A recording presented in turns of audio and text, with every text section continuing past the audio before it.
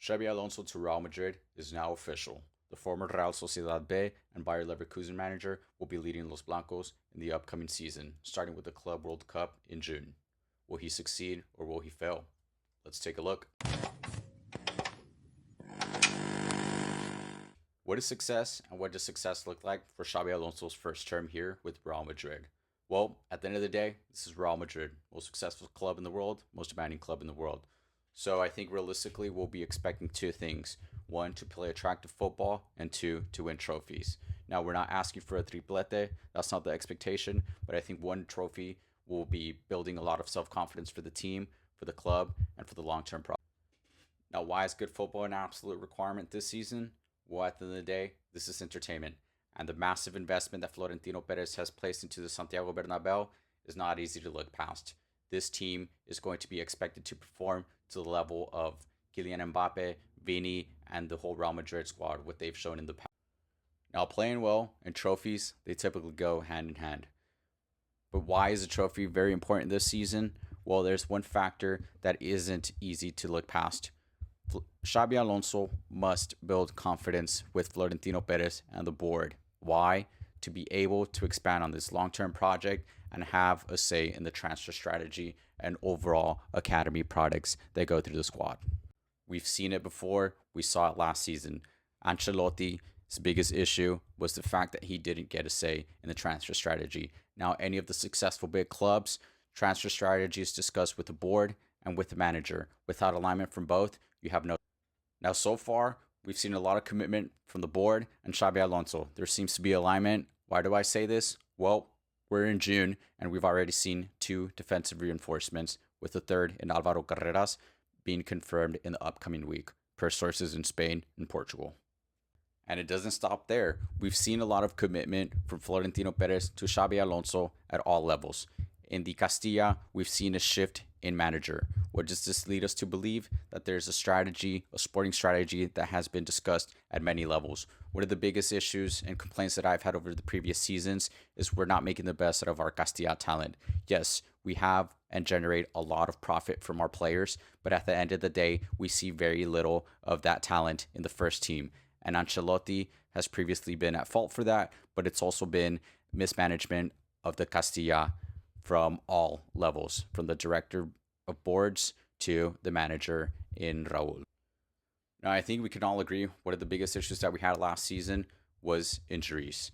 Now, this is a big issue from all levels as well, from the doctors, from the staff with recovery, all the way to the manager with the lack of rotation, to the board with the lack of reinforcements. Now, we're already seeing great progress with Florentino Perez on the board, bring some defensive reinforcements, which were absolutely needed, but Xabi Alonso needs to do his part. And what does this mean? Well, managing the minutes of the All-Stars, especially with the jam-packed season, including international matches, right? Every year, we see an increase in matches. This year, our season is starting in June, something that has never been seen before.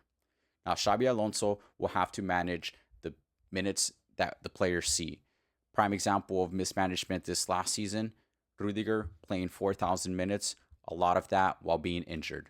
And we saw a player like Enrique, who was a massive bet in terms of investment, right? Over 40 million euros invested in Enrique.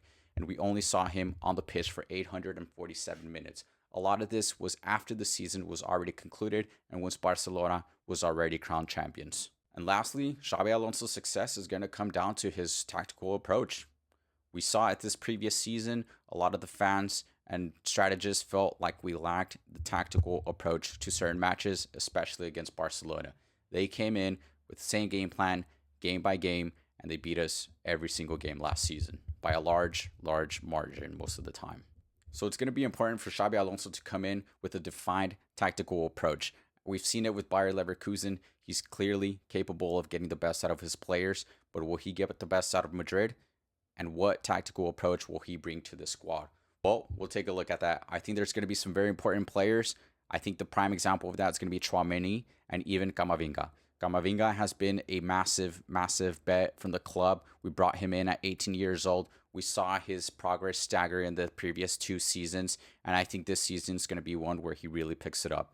Now, again, What is Xabi Alonso going to bring to this club tactically, and how is he going to approach that? Well, we'll get a sneak peek into that in the next video. To give you a little sneak peek into the next video, I think Xabi Alonso is going to come with a very flexible tactical approach. We're going to be masters of many systems, 2 to 3 tactical systems. We're not going to be masters of one system and be stagnant against opponents that know how to counter that.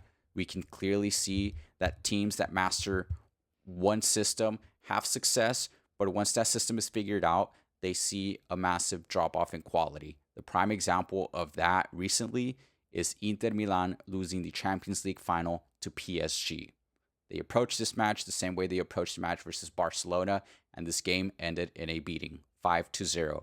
Now, the success that Madrid has seen in the previous seasons is because our tactical approach is flexible. We master many of those approaches. And the prime example of that can be seen versus Manchester City.